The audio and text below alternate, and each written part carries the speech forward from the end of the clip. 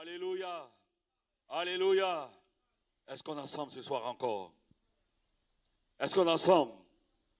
Est-ce qu'on est ensemble? Si tu es vraiment là avec moi, une acclamation, une ovation, une célébration pour notre Dieu qui accomplit des choses extraordinaires. C'est un Dieu qui accomplit des choses extraordinaires. C'est un Dieu de gloire. Et vous êtes des élus de gloire. Vous êtes un peuple de gloire. Vous êtes une famille de gloire. Que le nom du Seigneur soit béni. Alléluia. Voilà, nous sommes encore contents d'être avec vous ce soir. Que Dieu vous bénisse abondamment. Ce soir, nous allons entrer de plein pied dans le thème qui nous a été proposé. La semaine dernière, nous n'avons fait que présenter le décor. Et nous avons dit que nous sommes à un moment aussi important, un moment aussi capital de l'Église. Et l'Église se doit de relever le nom du Seigneur. L'Église se doit de démontrer que Jésus est encore le même. Là où d'aucuns pensent que l'histoire du christianisme s'est arrêtée, là où d'aucuns croient que la puissance de Dieu n'est plus d'actualité, l'Église se doit de démontrer la puissance de Dieu. L'Église se doit d'imposer le Christ. L'Église se doit de faire la publicité de Jésus. Mais pour y arriver, il faut que l'Église se dote d'instruments, d'outils, qui lui permettront de pouvoir accomplir cette mission noble. C'est vrai que quand on parle de la mission de l'Église, l'on parlerait de l'évangélisation, on parlerait de l'édification et bien d'autres aspects. Mais le défi aussi grand, c'est d'amener les gens à comprendre que l'Église, ce n'est pas seulement un lieu de rassemblement. L'Église, ce n'est pas les quatre murs. L'Église, ce n'est pas la dénomination. Mais l'Église, c'est l'ensemble de ceux qui confessent le Christ et qui le confessent vraiment, qui ont été rachetés, qui ont goûté au salut, qui savent qui est Jésus et qui sont prêts en tout lieu, en toute occasion, bonne ou pas, à proclamer que notre Christ est encore le même qui règne, qui a régné hier, qui règne aujourd'hui et qui régnera éternellement. Jésus ne change pas. Le monde change, le monde évolue. Mais notre Christ ne change pas. Ce qu'il a fait hier, il peut le faire encore aujourd'hui. Ce qu'il a accompli hier de manière prodigieuse, de manière glorieuse, il peut le faire encore aujourd'hui. Mais la question cruciale qui se pose à nous, c'est de savoir, est-ce que nous sommes prêts à être embarqués à la suite de ce Seigneur-là, pour que son œuvre se fasse? Est-ce que nous sommes prêts à le suivre, pour que son œuvre se fasse? Dans Jean 14, verset 12, bien sûr, nous nous rendons compte que Jésus dit, celui qui croit en moi fera aussi les œuvres que je fais, et il en fera de plus grandes. De plus grandes. Et soulignez ça. Jésus n'a pas dit, vous allez faire les mêmes choses. Mais il dit, celui qui croit en moi, il en fera de plus grandes, des choses extraordinaires. Je me dis donc, de ce verset, deux affirmations, ou deux réalités à dégager. La première réalité, c'est que la foi en Christ nous amène à faire des œuvres. Quelqu'un n'a pas dit amen. La foi en Christ nous amène à accomplir des œuvres. Quand tu crois en Jésus, quand tu as foi en Jésus, l'évidence certaine, la vérité certaine, je dirais le principe qui se dégage, c'est que inévitablement, tu seras appelé à faire des œuvres. Mais l'autre vérité qui va un peu plus loin, c'est que ce n'est pas seulement de faire les œuvres, mais tu en feras de plus grandes. Alléluia. Alléluia. Alléluia. Tu ne feras pas seulement que les œuvres, mais tu en feras de plus grandes. Voyez, quelqu'un a dit ceci un jour. Ce n'est pas pour banaliser ce corps de métier, loin de moi, cette pensée. Mais il disait à son fils, parce que c'est un instituteur. Il dit, moi je suis instituteur. Si toi, mon fils, tu deviens instituteur comme moi, c'est que j'ai raté ton éducation. Ce que j'attends de toi, c'est que tu deviens professeur. Tu deviens aller plus loin. Mais si tu as même chose que moi, c'est que j'ai raté. Jésus nous a rachetés. Il nous a mis à part. Nous lui appartenons. Nous marchons à sa suite. Mais parce qu'il a accompli des choses extraordinaires et que je suis à sa suite, il dit simplement que si tu crois en moi, tu ne feras pas que les œuvres que je fais.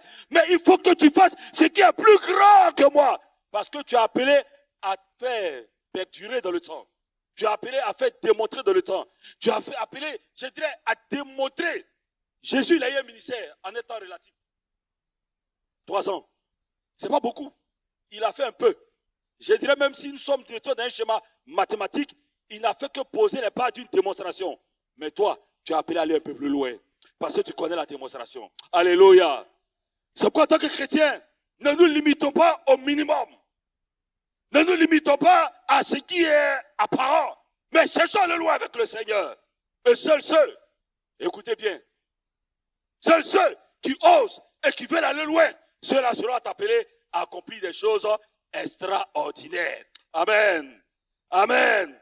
Amen. Qu'il en soit ainsi pour vous. Alors, cette promesse de Jésus, dont nous faisons de faire mention, aujourd'hui, nous met au défi d'une réalité. Ce n'est pas seulement une affaire de promesse, mais à la réalité, pour relever ce défi-là, Dieu met en face de nous des instruments, des outils importants que nous devons utiliser pour que le règne de Dieu s'impose dans notre humanité. Au nom de ces instruments, bien sûr, d'autres orateurs ont eu à le toucher. Mais en ce qui me concerne, nous tablerons sur le don de prophétie et le don des langues. Mais plus précisément, nous allons parler de comment utiliser ces dons. Comment, je pourrais dire, faire usage de ces dons. Comment amener ces dons à nous plonger, à nous entraîner, à nous projeter dans le domaine de ce qui est extraordinaire. Amen. Amen. Amen. Lors de ma première intervention, j'ai dit, quand on parle des dons spirituels, automatiquement on voit les dons de puissance. Guérir un malade, c'est bon. Faire les miracles, c'est bon. Avoir une foi extraordinaire, c'est bon. Mais à la réalité, tous les dons s'équivalent. Et tous les dons sont puissants, selon le domaine d'expression. Que ce soit dans l'action ou dans le spectaculaire, le miraculeux. Tout ça, c'est important. Quand on prend les dons de puissance, il est puissant dans l'action. Quand on prend les dons liés à la révélation, ils sont puissants dans l'expression de la révélation. Quand on prend les dons vocaux, ils sont puissants dans l'expression de l'oralité. Et c'est pourquoi tous ces dons sont puissants. Ne dis pas, moi je veux guérison, moi je veux miracle, moi je veux foi, et puis mépriser les autres. Non, ils s'équivalent. Que tant parle en langue, que l'autre prophétise, que l'autre opère des miracles, que l'autre guérisse, peu importe, parce que la source, c'est celui qui est en haut et qui distribue à qui il veut. Dieu nous connaît. Dieu nous connaît. Et parce qu'il nous connaît, il sait ce qu'il veut nous donner. Parce qu'il nous connaît, il sait ce qu'il veut mettre à notre disposition. Donc si Dieu te donne un don de guérison, gloire à Dieu. S'il te donne un don de foi, gloire à Dieu. Mais ce soir, permettez-moi, avec passion, que je puisse vous parler du don lié à l'oralité. En effet, quand on parle de l'oralité, on voit la voix. On voit ce qui est énoncé, ce qui est dit, ce qui est proclamé. Et plusieurs, aujourd'hui, pensent que le don de prophétie, le don des langues, sont seulement liés au fait d'avoir une réunion. En dehors de ça, ce n'est plus important. Mais en tout temps, là où il y a un rassemblement, en tout temps, là où il y a les élus de Dieu, en tout temps, là où le peuple de Dieu est rassemblé, Dieu veut toujours se faire entendre. C'est pour ça qu'on dit que la question qu'il faut se poser, est-ce que Dieu parle encore aujourd'hui? Est-ce que Dieu parle encore aujourd'hui? S'il est vrai que Dieu parle encore aujourd'hui, comment parle-t-il? S'il est vrai que Dieu fait entendre sa voix, comment Dieu parle aujourd'hui? Nous savons d'après les Écritures que déjà dans le jardin d'Éden, Dieu a parlé. Et à travers les récits de la Bible, Dieu a parlé. Et aujourd'hui, en notre période contemporaine, Dieu parle. Mais comment parle-t-il aujourd'hui? Dieu parle par la prédication de la parole. Dieu parle par les chants. Dieu parle par ton frère qui est à côté. Dieu parle par ton frère qui est à côté. J'étais dans une ville et il y avait un frère qui était venu au culte et qui avait un souci. Personne ne connaissait son souci. Personne ne connaissait son problème. Il était juste assis à côté d'un autre frère. Et pendant le temps d'adoration, Le frère qui était à côté s'est mis à adorer son Dieu avec une telle passion, avec, je pourrais dire, une telle consécration. Tout son être entier était de l'adoration. Celui qui est à côté a commencé à pleurer. Parce que tout simplement, l'expression, ce que le frère disait, automatiquement, le se retrouvait là-dedans. Dieu peut te parler par un frère. C'est pourquoi quand on venait à l'église chez moi, je leur ai dit, quand on dit salut ton frère, ne vois pas seulement un simple acte. Quand on dit salut ta soeur, ne vois pas seulement un simple acte. Parce que par ta salutation, l'onction qui est en toi, que en attrapant la main de ton frère, tu lui communiques quelque chose. S'il est venu charger, parce que tu l'attrapes là où l'onction rencontre une vie chargée, une vie ténébreuse, l'onction va créer la différence et le frère sera libéré. C'est pas une affaire de pasteur. C'est pas une affaire de proclamation. Mais parce que tu portes quelque chose en toi. Quand tu salues ton frère, et puis tu le regardes avec joie, et puis tu dis, frère, que Dieu te bénisse. Je suis content de te voir ce matin.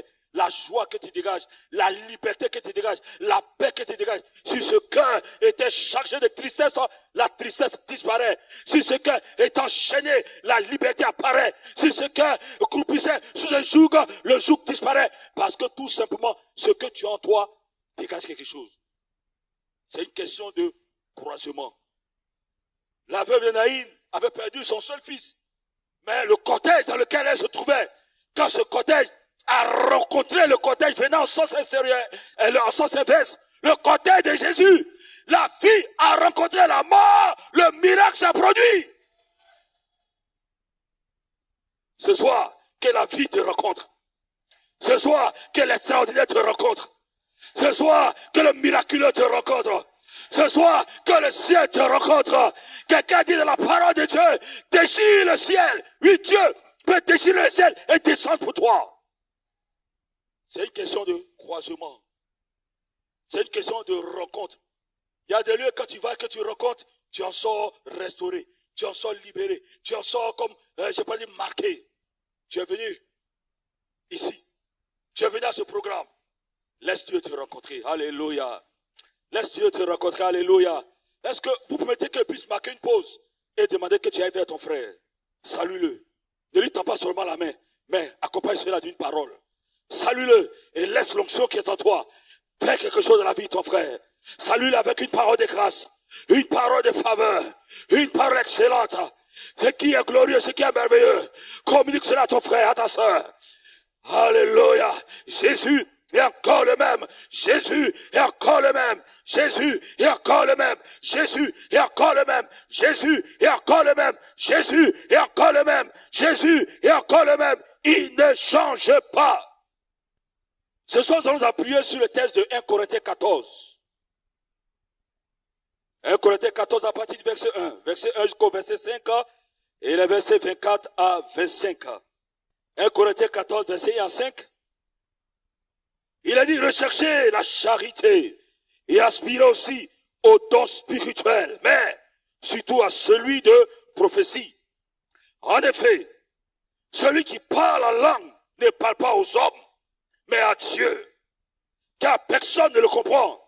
Et c'est en esprit qu'il dit des mystères. Celui qui prophétise au contraire parle aux hommes, les édifie, les exhorte, les console. Celui qui parle en langue s'édifie lui-même. Mais celui qui prophétise édifie l'église. Je désire que vous parliez tous en langue, mais encore plus que vous prophétisiez. Celui qui prophétise est plus grand que celui qui parle en langue, à moins que ce dernier n'interprète pour que l'église en reçoive de l'édification. Verset 24 à 25. Mais si tous prophétisent et qu'il survienne quelques non-croyants ou un homme du peuple, il est convaincu par lui-même ou bien par tous, il est jugé par tous. Les secrets de son cœur sont dévoilés de telle sorte que, tombant sur la face, il adorera Dieu et publiera que Dieu est réellement au milieu de vous. Amen. Dieu est réellement au milieu de vous. Dans cette portion de l'écriture de Paul, Ce n'est pas une étude sur les dons que je voudrais entamer ce soir avec vous.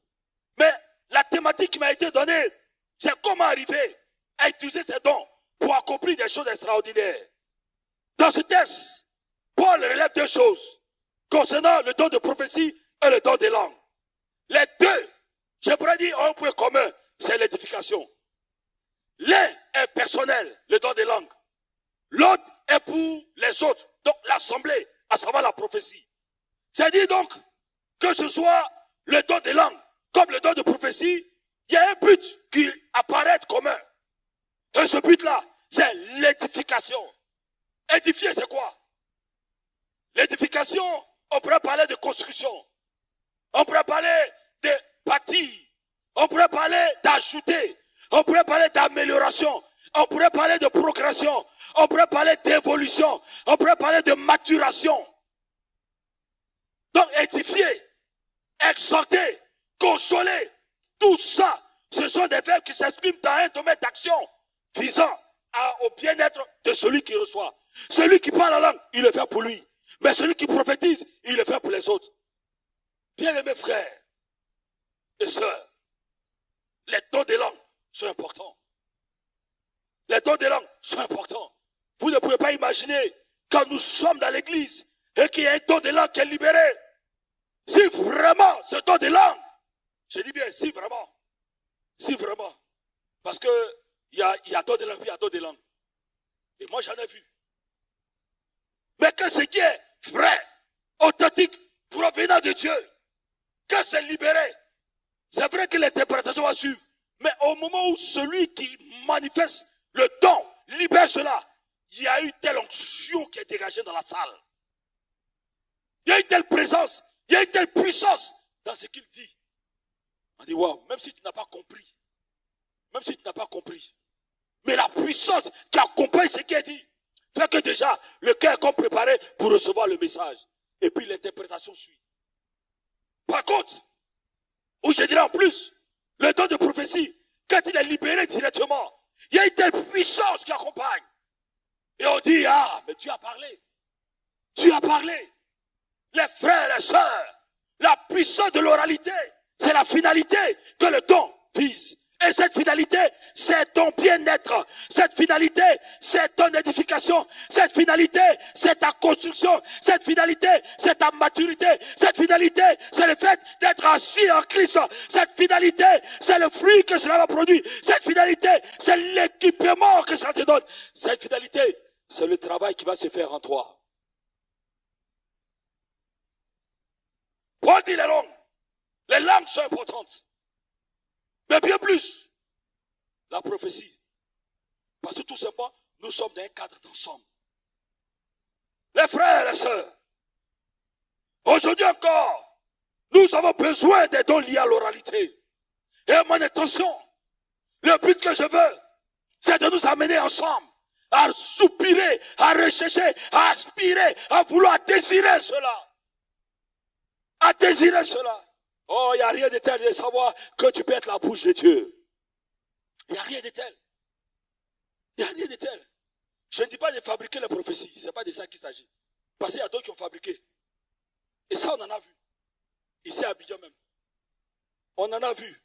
Ils ont fabriqué. Il y a d'autres qui fabriquent. Tiens-toi bien, pasteur Graoro. Ici même dans une église, il y a 2 sœurs. Écoutez bien, 2 sœurs. Le samedi, elles se retrouvent, elles font répétition de prophétie, comme répétition de groupe musical.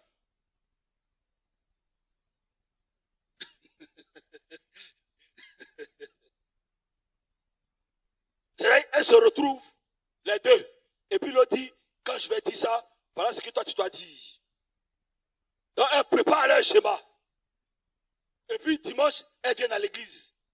Elles attendent jusqu'à un matin, quand tout est calme, elles balancent la parole. Et puis l'autre accompagne. Et c'est devenu la prophétesse de l'endroit. Mais vous savez que ce qui est faux, le faux ne régnera pas toujours. Le faux ne va pas toujours perdurer. Jamais, jamais, jamais. S'il y a un faux jugement sur ta vie, s'il y a un faux jugement dans tes affaires, s'il y a un faux jugement dans ta marche avec Dieu, s'il y a un faux jugement venant des hommes qui veulent te voir tomber, qui veulent te voir être ruiné, qui veulent voir tes affaires te ruiner, ce soir, j'annule cela au nom de Dieu. Ne va pas laisser perdurer. Un jour, par là entre les deux. Et c'est quand par là va arriver que l'autre s'élève maintenant pour aller voir le pasteur, pour dire, bon pasteur, il vient me confesser. Tu viens te confesser comment? Voilà. On appelle l'autre, il ne peut pas parler. Comment on peut ne pas craindre Dieu jusqu'à ce point? Comment on peut ne pas avoir peur de Dieu jusqu'à ce point?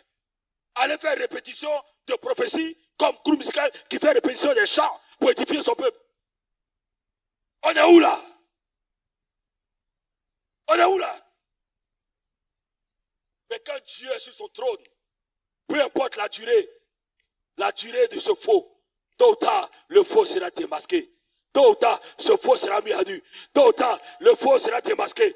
Frère, j'ai dit, même s'ils ont comploté contre toi, même s'ils sont levés contre toi, même s'ils sont en train de marcher contre toi, parce que c'est pas vrai, le frère marche avec toi. J'ai dit, nous avons connu celui qui est le véritable, et nous sommes dans le véritable. Si le véritable marche avec toi, si le véritable est pour toi, si le véritable est à tes côtés, si le véritable se lève pour toi, si le véritable, je peux dire, te remplit de sa grâce, si le véritable te couvre de son ombre, aucune fausseté, aucun faux, les ténèbres ne régneront pas, les ténèbres ne régneront pas, les ténèbres ne régneront pas, les ténèbres ne régneront pas, les ténèbres ne régneront pas.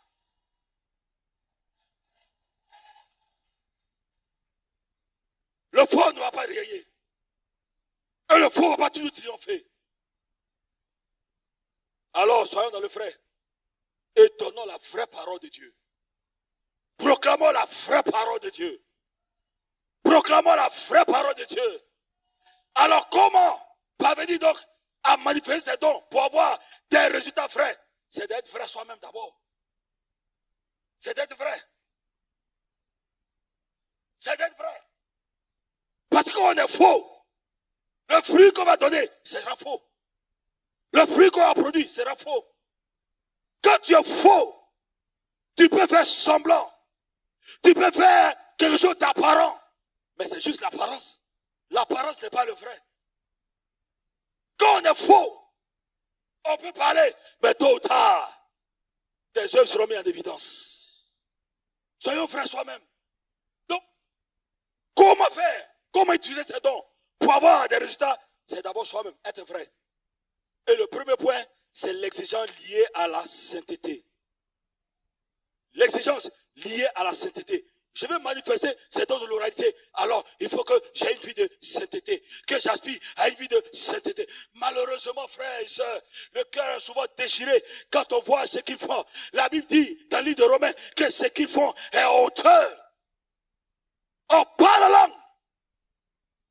Bon, je ne sais pas, Grand-Roi, je peux le dire ici. J'ai dit souvent à certains étudiants, j'ai dit, le pentecôtisme n'a pas de problème. Mais c'est nous qui faisons que le pentecôtisme a un problème. Soit le pentecôtisme n'a pas de problème. C'est nous. Parce qu'on critique les autres. Mais on les voit assez quand même consacrés. Et nous qui disons que nous sommes des pentecôtistes, on parle la langue, on parle la langue. Matin tu parles la langue. Midi tu parles la langue. Le soir tu parles la langue. Mais quand on sort, c'est au cabaret qui parle là-bas. Quand on sort, c'est toi qui es en train de frapper ta femme. Quand on sort, c'est toi qui es devenu élève derrière le bureau de quelqu'un. Tu es maîtresse. Quand on sort, aucune crainte de Dieu. Et pourtant, tu viens à peine de prophétiser. Tu viens à peine de prophétiser. Tu viens à peine de dire, je suis la bouche de Dieu. Mais comment tu peux être la bouche de Dieu et puis faire des choses pareilles, des choses sales, des choses honteuses, des choses ignominieuses, des choses que Dieu n'approuve pas? Le premier critère, c'est d'abord soi-même, sois vrai. Sois vrai. Est-ce que je parle à quelqu'un? Peut-être que je suis en train de te heurter. Peut-être que je suis en train de te blesser. Mais je te dis la vérité. Tu peux être là en train de prophétiser, et ta vie laisse à désirer. C'est pourquoi nous disons que dans l'accomplissement de l'œuvre de Dieu, il y a deux éléments qui vont ensemble. Il ne faut pas les dissocier. L'être et le faire. L'être, c'est toi-même. Le faire, c'est les actes que tu as accomplis. Les deux doivent aller ensemble. Ça veut dire donc, quand je dis que je parle de la part de Dieu, frère, fais un effort pour avoir une vie de qualité. Fais un effort pour avoir une vie de moralité de qualité. Fais un effort pour avoir une vie de vertu de qualité. Fais un effort pour avoir une image de qualité. Fais un effort pour avoir une identité de qualité. Non, c'est ça. Je me souviens encore, lorsque nous étions jeunes appelés à Boaké, dans le groupe de délivrance, il y avait un frère. Lui, il avait une spécialité. Toutes les sœurs que nous accueillons pour la prière, quand on finit, c'est lui qui les accompagne. Et il était très fort. En tout cas, on ne sait pas comment il s'arrangeait. Il était très fort pour encadrer les sœurs. Très fort. Et lui, dès qu'on finit, non, je vais aller quand je vais l'encadrer. Ok. Un jour, on était à la réunion de midi. Et puis, les gens courus de nous appeler. On s'en va, on arrive. On voit qu'il y a 2 sœurs. Grande sœur, petite sœur. C'est abominable même. Souvent, on ne peut même pas en parler, parce que ça fait honte. Toi, tu dis, tu es membre du groupe. Bon, c'est pas ici, là, il n'y en a pas. Hein. Grand c'est pas ici, il n'y en a pas ici. Voilà, ici, il n'y en a pas. Non, ici, ils sont bons. Où ils sont les gars du groupe de prière? Ils sont hauts. Non, ils sont mes gars. Donc, il n'y a pas de problème. Voilà. Mais, ce qui s'est passé, c'est inimaginable. C'est inconcevable. Ça relève même de... Je ne sais pas comment vous le qualifiez. On arrive, la petite sœur est en transe. La grande sœur est en transe. Les deux en même temps. Il fallait faire la délivrance. Et pendant qu'on fait la délivrance, il y a une qui dit, heureusement qu'il n'est pas parmi vous. Heureusement qu'il n'est pas parmi vous. Donc, tout le monde a compris, puisque c'est lui qui les accompagnait. Il n'est pas parmi vous, pourquoi? Et c'est là que c'est démon qui parle.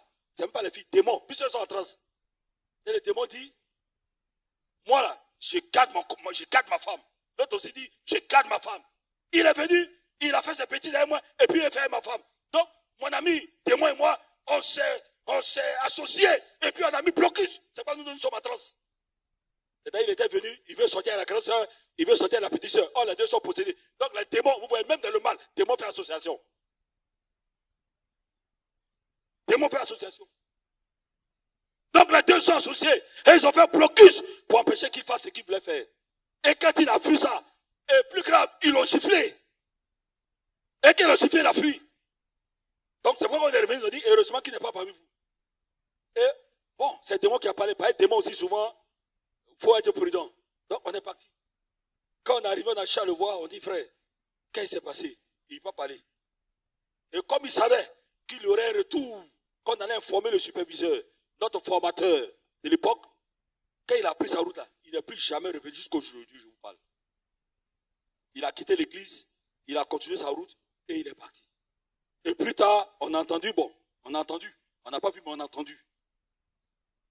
On ne peut pas vouloir utiliser ces dons liés à l'oralité pour accomplir des choses extraordinaires si nous-mêmes, notre vie n'est pas de qualité.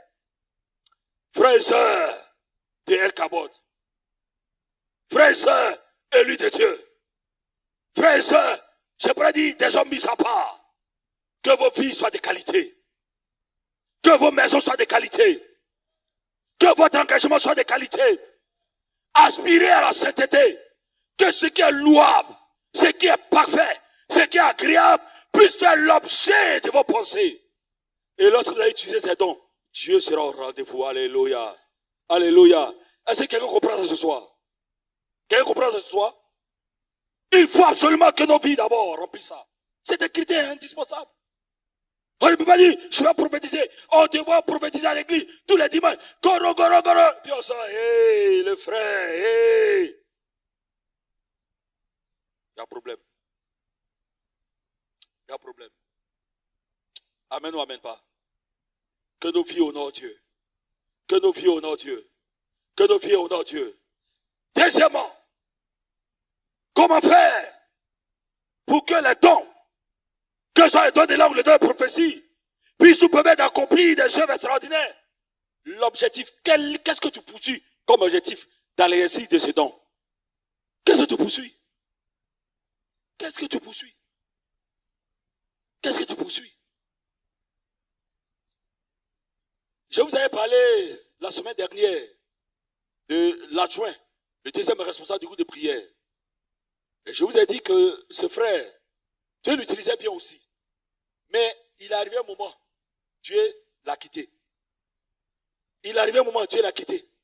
Dieu est parti. Pourquoi? À cause d'une simple phrase. Parce que tellement Dieu l'utilisait. Tellement Dieu vraiment faisait des choses extraordinaires avec lui.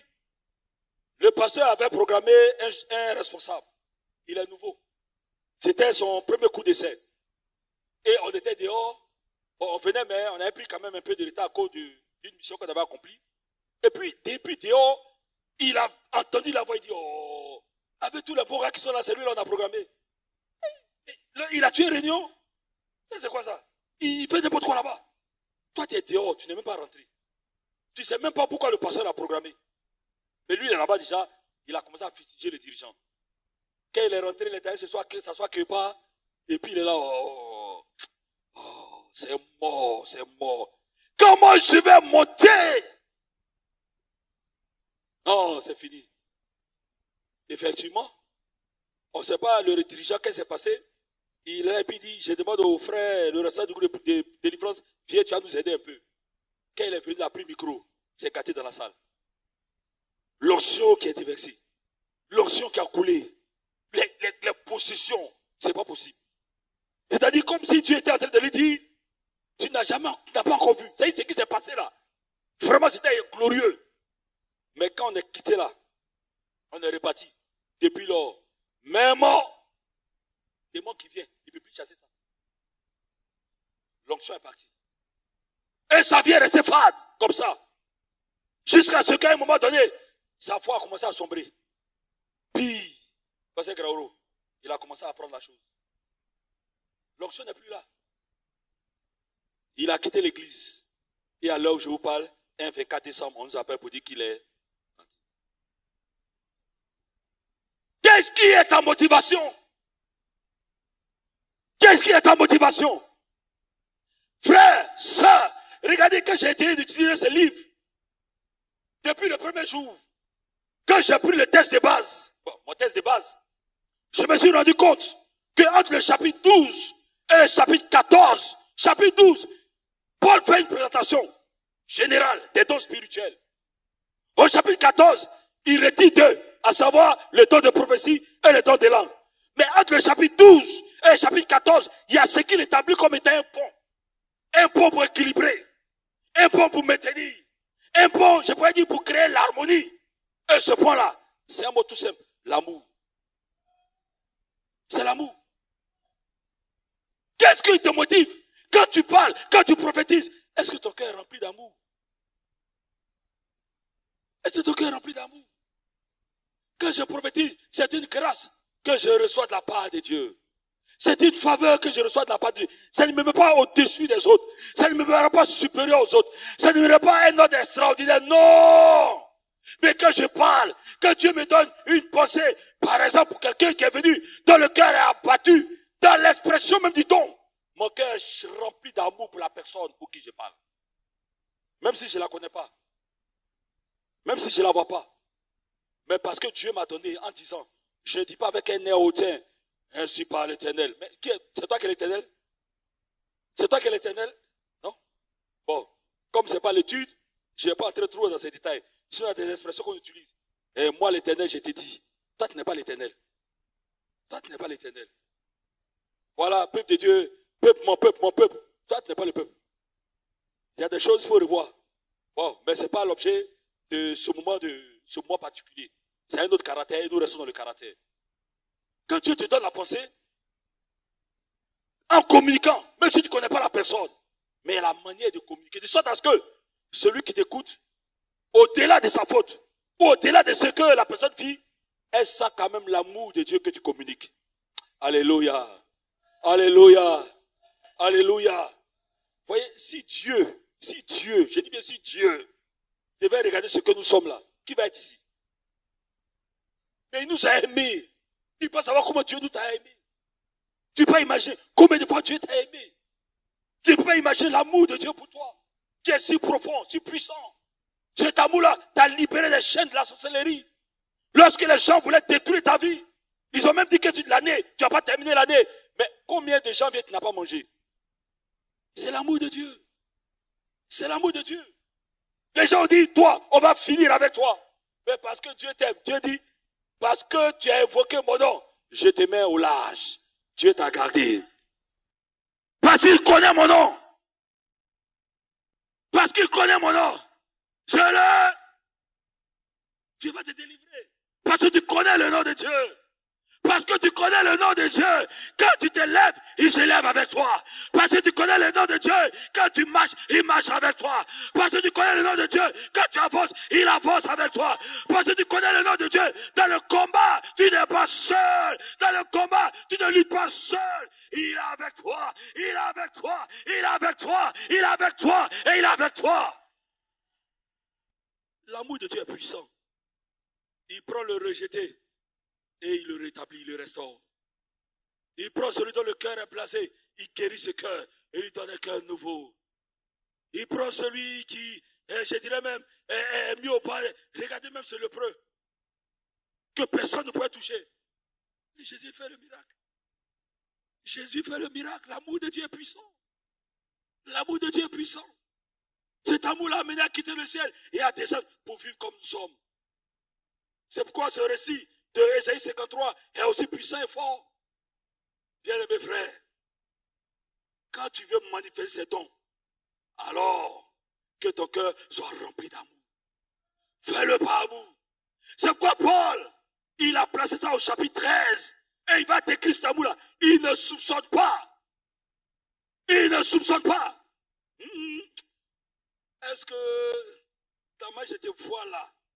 Est-ce que, comment je te vois là? Est-ce que, non, ça c'est pas ça.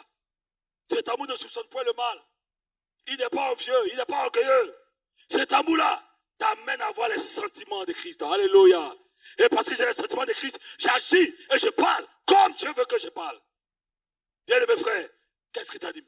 Troisième élément, et c'est par cela que je vais terminer. Après, tu vas parler de moi. Tu vas parler de l'objectif. Troisième élément que je veux simplement souligner ce soir, c'est que pour manifester ces dons-là, il faut croire à ça. Qui croit que les dons existent encore aujourd'hui? Qui croit? Moi je crois. Qui croit? Qui croit que lui peut manifester ses dons? Qui croit qu'il peut être un instrument de les mains du Seigneur pour manifester ses dons? Il y a d'autres éléments que nous allons voir, d'autres vérités que nous allons voir demain. Mais ce soir, il est important de comprendre que tout ce que nous sommes en train de dire, ce n'est pas de simple théorie. Ce n'est pas de simple philosophie.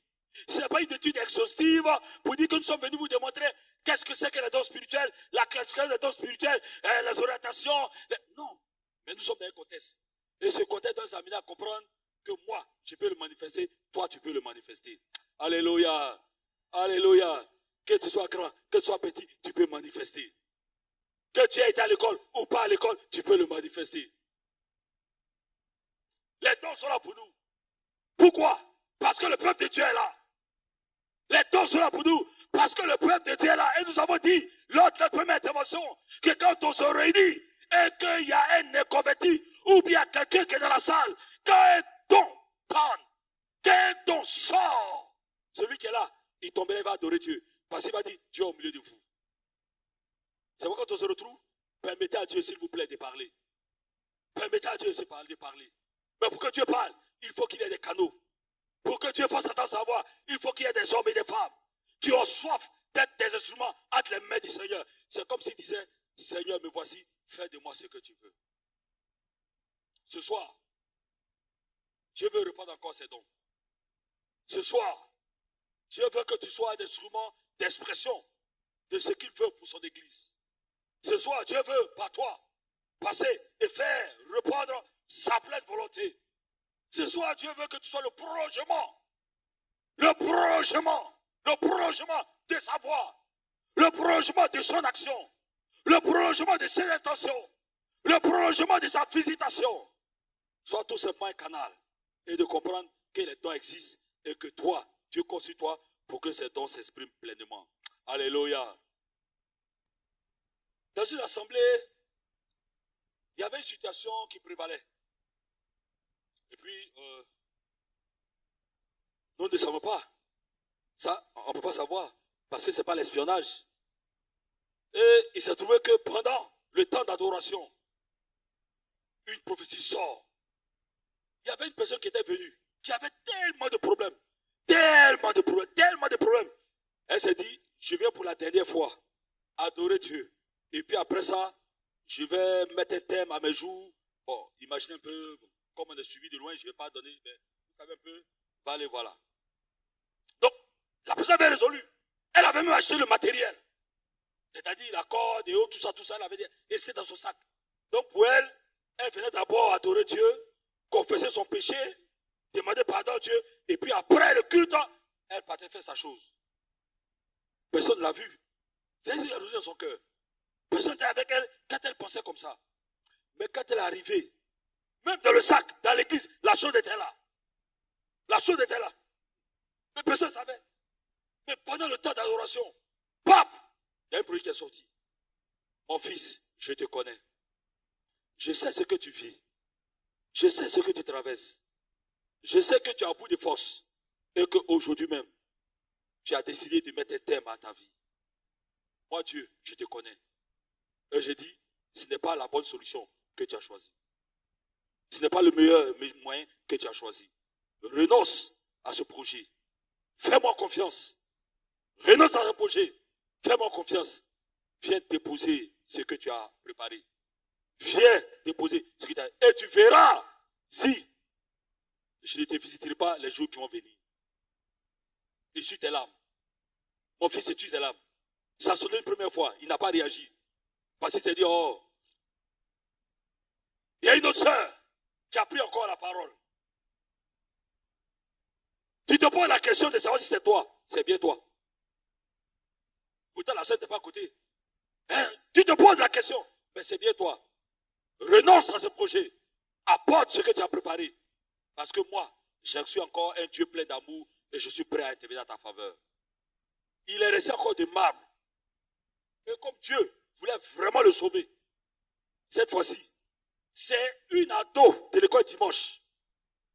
Parce que 2 personnes ont parlé, il n'a pas cru. Mais c'est adolescente.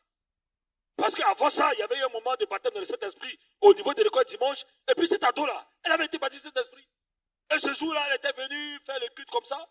Dans le temple, elle était assise au fond. Et puis c'est elle qui a donné. Papa, ainsi parle le Seigneur pour toi. Tu es déposé. Ouh, papa dans ça encore. Tu es déposé. Il a compris que où il est arrivé, il ne peut plus lutter. Il ne peut plus résister. Il est venu la déposer. Il s'est mis à genoux et il s'est couché. Le pasteur a demandé qu'on prenne le sac. Ils ont pris le sac, sans les mettre ça au bureau. Et puis on a fait ils ont prié pour lui. Ils ont fait le culte. Et après que le pasteur lui a dit, tu passes me voir. Quand il est rentré au bureau, il a expliqué tous ses problèmes. Le pasteur dit, je n'ai pas de solution pour toi. Mais celui qui t'a vu et qui t'a parlé là, il a une solution pour toi. Et il a dit les jours à venir. Donc compte et attends-toi à lui. Les jours qui ont suivi, Dieu a exaucé ses frères. Ah, chrétien, quand Dieu exauce, Jacques, quand Dieu exauce, chanson n'est pas chanson. Chanson n'est pas chanson. Il vient à l'église. Il est le Dieu de miracles. Il est le Dieu de miracles.